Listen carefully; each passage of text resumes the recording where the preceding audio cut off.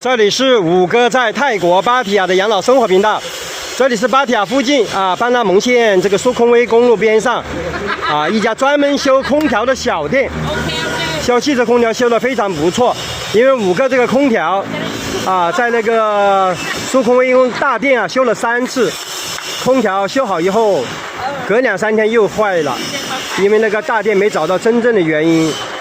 这个小店技术员找到真正的原因，原来是一个接插件松了，